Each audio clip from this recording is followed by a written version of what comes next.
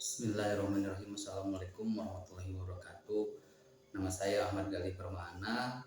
Saya dari MT21. Di sini saya akan coba memaparkan terkait tugas yang telah diberikan, yaitu mengenai tema yang pertama, Rethinking Urban Planning and Infrastructure Development Approach in Post-COVID Area.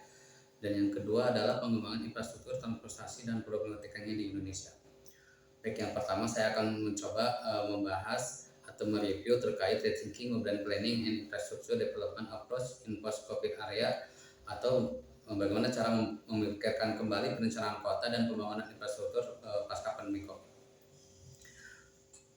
Pandemi COVID-19 merupakan sebuah epidemi yang telah menyerang banyak orang dan menyebar ke berbagai negara di dunia, yang disebabkan oleh virus corona yang pertama kali muncul pada akhir tahun 2019. Pandemi COVID-19 menjadi ujian besar yang harus dilalui oleh Indonesia.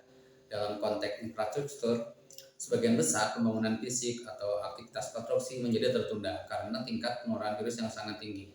Tertundanya aktivitas konstruksi berdampak pada tidak terserapnya bahan baku domestik, menurunnya bahan impor barang modal, dan hilangnya lapangan pekerjaan yang berkontribusi pada meningkatnya angka pengangguran, sehingga tidak ada manfaat ekonomi yang diperoleh dari pembangunan infrastruktur. Adapun tantangan pembangunan infrastruktur perkotaan antara lain yaitu yang pertama urbanisasi, pemenuhan infrastruktur dasar, agenda global, pemulihan ekonomi global dan nasional, serta kebencanaan termasuk pandemi COVID-19. Urbanisasi saat ini menjadi salah satu peluang untuk akselerasi pertumbuhan ekonomi. Beberapa riset dan studi praktis menunjukkan antara pembangunan ekonomi dan urbanisasi mempunyai keterkaitan erat. Urbanisasi merupakan isu perkotaan yang tidak dapat dihindari, karena banyak dampak yang ditimbulkan seperti kepadatan penduduk, kemacetan lalu lintas, dan timbulnya kawasan kumuh. Tetapi urbanisasi juga dapat dikelola. Salah satu cara yang dilakukan oleh Kementerian PUPR dalam hal ini adalah dengan menyediakan infrastruktur perkotaan yang layak dan cukup secara kualitas maupun kuantitas. Urbanisasi tidak sepenuhnya berdampak negatif. Saat ini data menunjukkan 1% tren urbanisasi meningkatkan 1,4% pertumbuhan ekonomi nasional. Sedangkan 1% tren urbanisasi di Cina menumbuhkan 3% ekonomi nasional negaranya. Terkait pandemi COVID-19, peristiwa tersebut menimbulkan peningkatan angka pengangguran, dan angka kemiskinan.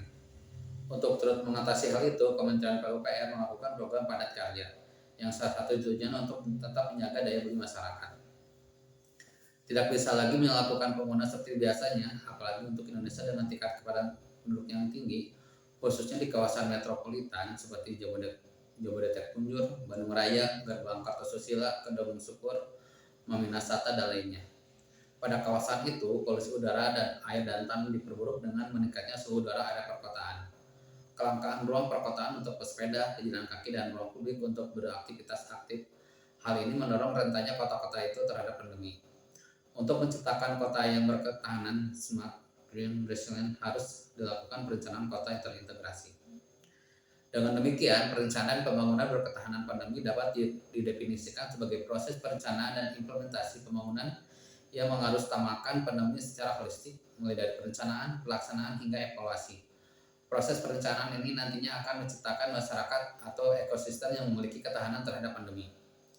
Salah satu infrastruktur yang berperan untuk mendukung pemulihan ekonomi nasional adalah jalan dan jembatan, yang membantu kelancaran distribusi logistik dan konektivitas antar daerah.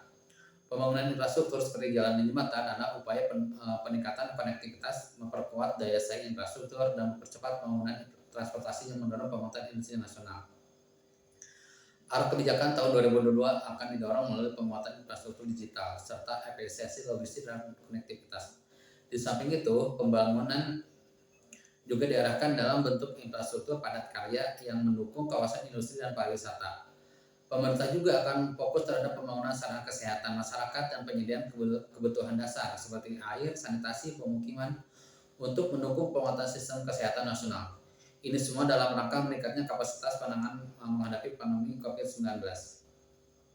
Baik, untuk tema yang pertama dicukupkan sekian. Yang kedua, saya akan mencoba membahas terkait pengembangan infrastruktur transportasi dan problematikanya di Indonesia.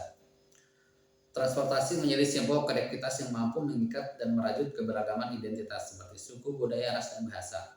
Pemerintah melalui Kementerian Perhubungan terus berupaya mewujudkan infrastruktur transportasi di seluruh wilayah, bahkan di daerah terdepan, pelosok dan terpencil sehingga untuk memperkokoh keberagaman. Untuk itu, pembangunan infrastruktur transportasi di seluruh wilayah sangat diperlukan. Transportasi merupakan hubungan serta menjadi urat nadi yang mendorong pertumbuhan ekonomi dan menunjang perekonomian yang telah berkembang. Secara khusus, pada sektor perkeretaapian diakui bahwa modal ini belum tersedia di seluruh Indonesia.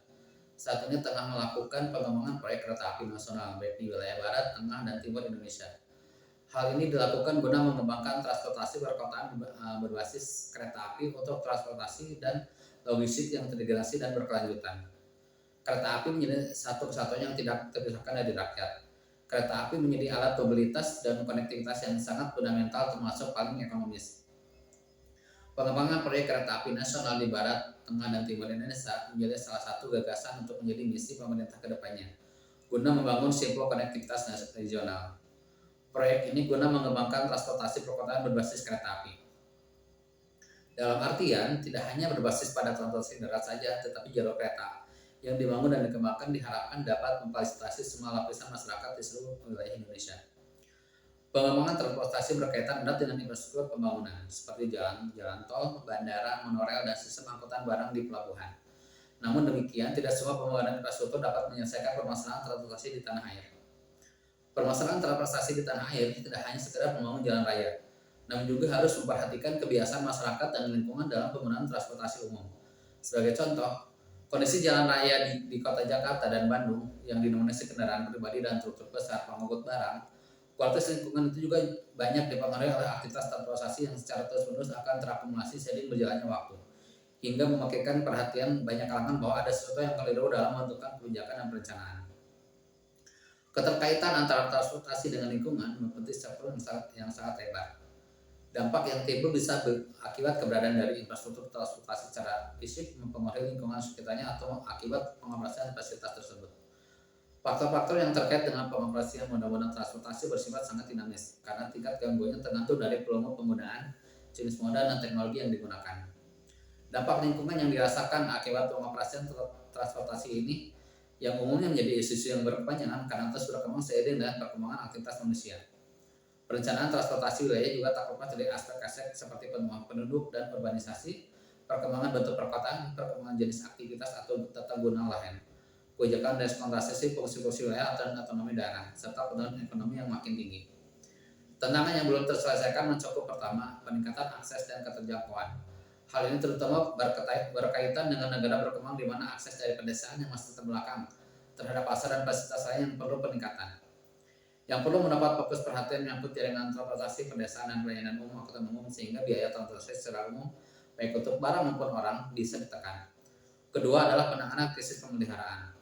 Praktek pemeliharaan yang tidak dapat memadai terhadap infrastruktur jalan menyebabkan biaya yang sangat besar dalam bentuk penurunan nilai aset dan dalam jangka panjang juga menyebabkan kenaikan biaya pengelolaan secara menyeluruh. Setiap rupiah penundaan pemeliharaan diperkirakan dapat menyebabkan kenaikan biaya operasi kendaraan sekitar sebesar Rp3. Pembangunan infrastruktur transportasi merupakan bagian integral dalam setiap elemen perwujudan langkah-langkah yang diperlukan tersebut karena hal ini akan sangat menentukan efisiensi dan efektivitas pembuatan sistem yang ada.